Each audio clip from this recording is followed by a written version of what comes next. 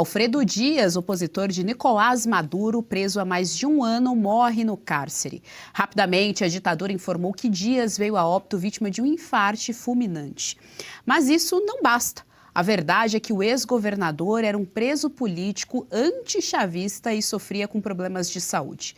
Todo pedido de atendimento médico a Alfredo Dias foi negado pelo regime. Nos lembra um certo país, não é mesmo? Defensores dos direitos humanos na Venezuela que afirmam se tratar de uma morte potencialmente lícita.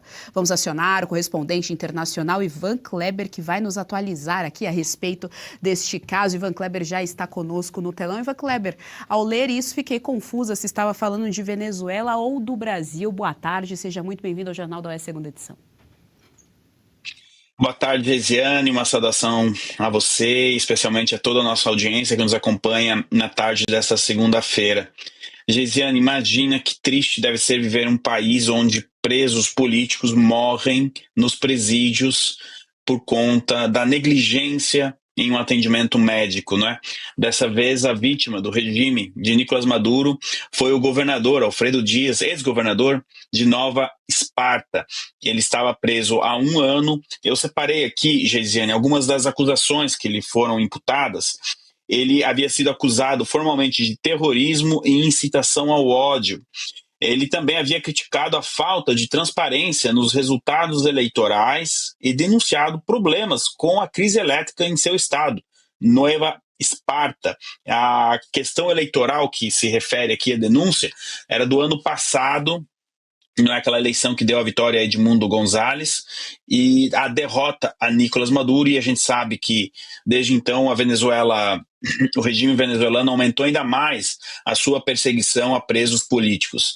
A pergunta que fica, Geisiane, é até quando, não é, essa situação de presos políticos, até quando as filhas de presos políticos vão chorar no caixão do seu pai, ou no caso, às vezes também, de sua mãe, na América Latina. Essa situação não dá mais para sustentar. E o governo Lula, eu pelo menos não vi até agora nenhuma nota do Itamaraty ou de alguma autoridade, pode ser que tenham feito, mas eu não encontrei, e eu acredito ser uma pessoa bem informada, que sabe procurar as fontes, e não encontrei.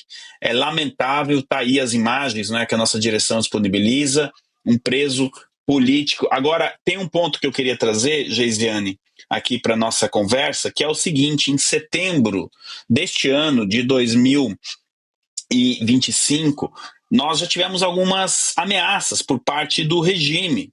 Por exemplo, está aí na tela para nossa audiência, o regime ameaçou com o seguinte: se houver intervenção estrangeira, faremos com que desapareçam. A ameaça dos guardas aos presos políticos na Venezuela. Essa ameaça específica foi em um outro presídio. Agora está aí, a tal intervenção estrangeira nem aconteceu e os presos políticos já estão morrendo.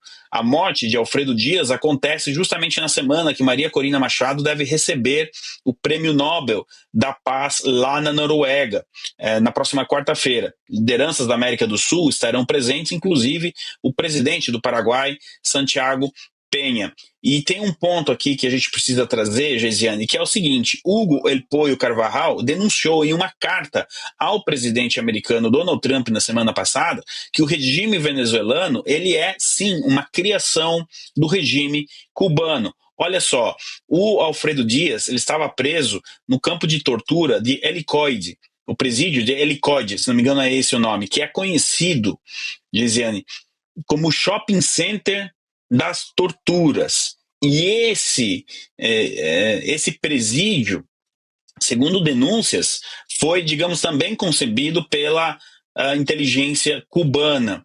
Ou seja, tem sim sangue nas mãos do regime cubano nesses dias. É uma situação extremamente lamentável, e a gente teve aqui também, antes de concluir, Geisiane, um posicionamento do governo dos Estados Unidos através do Escritório de Assuntos do Hemisfério Ocidental, que disse o seguinte em uma publicação na rede social X, abre aspas: a morte do preso político venezuelano Alfredo Dias, detido arbitrariamente no centro de tortura de Maduro, em El Helicoide, é mais um lembrete da natureza vil do regime criminoso de Nicolás Maduro.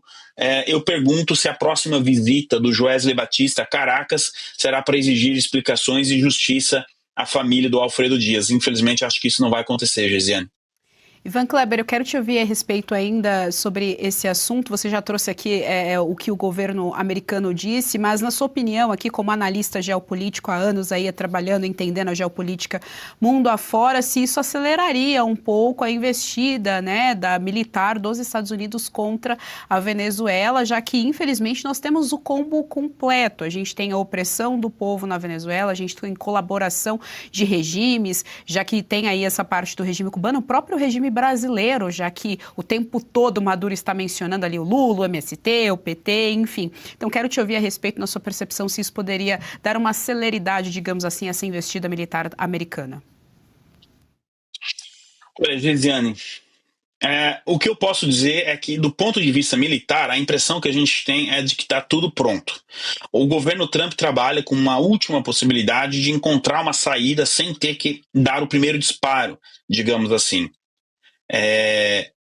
Uma saída seria justamente a queda do regime por conta dos próprios militares venezuelanos e a saída de Nicolás Maduro do país. Agora, a gente está vendo bastante movimentação dos Estados Unidos, tropas americanas, está lá o maior porta-aviões do mundo, tudo certo. Agora, a morte de Alfredo Dias, assim como a morte do Clesão, também deveria ter repercutido mundialmente. Na Europa, quase não se fala da morte do Alfredo Dias. Eu também estou vendo pouca repercussão na mídia nacional, no Brasil, até mesmo na mídia americana. O que aconteceu é gravíssimo. A gente vê o governo americano fazendo assim, esse esforço bélico, uma tentativa de pressionar o regime do Maduro. Mas o que nós estamos vendo também é uma hipocrisia mundo afora, de uma camada da mídia. E nós aqui na Oeste, no sábado, né, o pessoal do plantão do sábado na revista Oeste noticiou essa notícia. Eu havia noticiado nas minhas redes sociais e muito bem, parabéns aqui para a revista Oeste. No sábado, tão logo se confirmou essa notícia que não gostaríamos de dar, a gente noticiou. Então, assim, a gente vê essa hipocrisia mundo afora.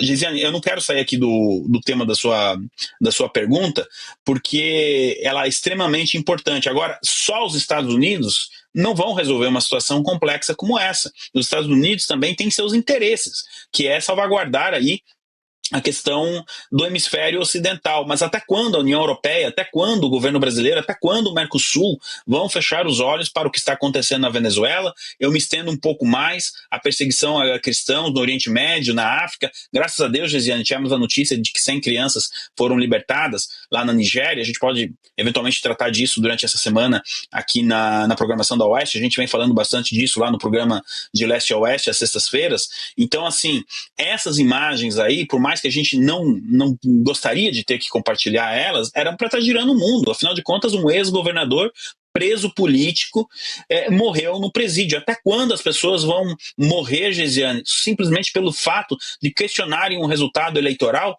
Essa pergunta deveria soar o mundo inteiro. Devolvo para você, Geisiane. Só para a gente ilustrar aqui a informação que o nosso querido Ivan Kleber trouxe para a gente, o escritório dos Estados Unidos para a Venezuela, sendo bastante enfático a respeito dessa morte, diz o seguinte: a morte do prisioneiro político venezuelano Alfredo Dias, detido arbitrariamente no centro de tortura de Maduro, em El Helicoide, é mais um lembrete da natureza vil do regime criminoso de Maduro. Então, só para a gente ilustrar aqui aquilo que o nosso querido Ivan Kleber já trouxe aqui para a nossa audiência. Ivan Kleber, se junta aqui a nós, as nossas queridas analistas políticas já estão aqui na tela conosco. Fabi Barroso, sua pergunta ao nosso querido Ivan Kleber. Ivan, que triste essas notícias, né? Eu vou só aumentar aí a sua lista, que nós temos aquelas crianças que também estão sequestradas pela Rússia e, né, o Brasil ainda votou contra não, se absteve. É que para mim se abster numa questão dessa é como votar contra, que essas crianças voltassem, né, para a Ucrânia e não continuassem lá na Rússia. É uma situação que nos causa bastante tristeza, como essa também. Eu queria aproveitar com você e também um pouco mais profundo na Maria Corina Machado. Eu sempre falo dela, mas é porque nós precisamos verificar se o Maduro cair, se vai ter viabilidade de manter a Venezuela fora do regime chavista, fora do regime aí da Venezuela e de Maduro. Olá, doutora Fabi, é uma alegria estar aqui com você na Oeste. Sobre essa questão do Brasil e essa abstenção, se você me permite, foi muito bom você lembrar disso, e eu gostaria de convocar Dante Alighieri para responder aí, ou pelo menos fazer um comentário sobre essa péssima decisão do Brasil de se abster do voto para pressionar a Rússia a devolver as crianças, né, aos seus lares na Ucrânia. Dante Alighieri, na obra La Divina Comédia, ele diz que para os isentões, para aqueles que ficam em cima do muro, não com esse termo, obviamente, eu estou adaptando aos nossos dias, o pior lugar do inferno está reservado justamente para essas pessoas que optaram por ficar em cima do muro em momentos cruciais. Dante Alighieri escreveu isso há aproximadamente 500 anos e é impressionante como continua tão atual. Olha, sobre a Maria Corina Machado, doutor Fabi, como eu disse, ela deve marcar presença na próxima quarta-feira em Oslo, na Noruega, para receber o Prêmio Nobel da Paz. Ela tem uma articulação internacional muito boa, vários líderes, como eu disse, da América Latina, inclusive eu acabei de confirmar que o presidente do Panamá também estará lá para receber o Prêmio Nobel da Paz, né? Assim, prestando apoio a ela. E um grande diferencial, talvez, da Maria Corina Machado para a oposição no Irã, que talvez tenha sido o fator principal para impedir a queda do regime iraniano em junho, é que a Maria Corina Machado tem um plano para o pós-Maduro. Não será fácil. A gente já precisa aqui adiantar a nossa audiência que uma coisa é a queda de Nicolás Maduro, outra coisa é a queda do regime de Nicolás Maduro. Segundo o Hugo El Pollo Carvajal, nós temos forças ali da Rússia, nós temos forças cubanas, inteligência operando, a gente já teve a denúncia do Hezbollah, a gente já teve a denúncia do Hamas. Então, assim, a Venezuela, chamar a Venezuela de de Estado soberano ou de país é quase que uma afronta aos venezuelanos, porque está todo mundo ali dentro. Então, a simples queda do Maduro é um passo importantíssimo, mas não é o passo final para a queda do regime. A Maria Corina Machado já mostrou que ela tem garra, tem fibra, tem uma articulação internacional muito boa, ela precisa unir essa fragmentada oposição da Venezuela, que não é coesa em muitos pontos com a Maria Corina Machado. Nós mesmos, aqui, se eventualmente a ala dela assumir o poder e ela tomar uma linha ideológica que a gente não concorde, nós não vamos aqui poupar críticas. Mas nesse momento, ela precisa dessa coesão lá na Venezuela. Mas, doutora Fabi, pelo que eu estou acompanhando, eu acredito que sim,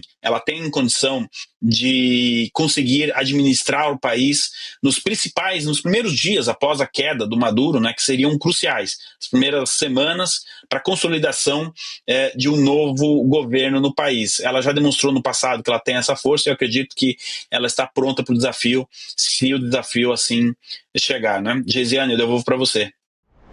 Gostou do conteúdo que viu por aqui no canal da Revista Oeste? Compartilhe e deixe o seu like.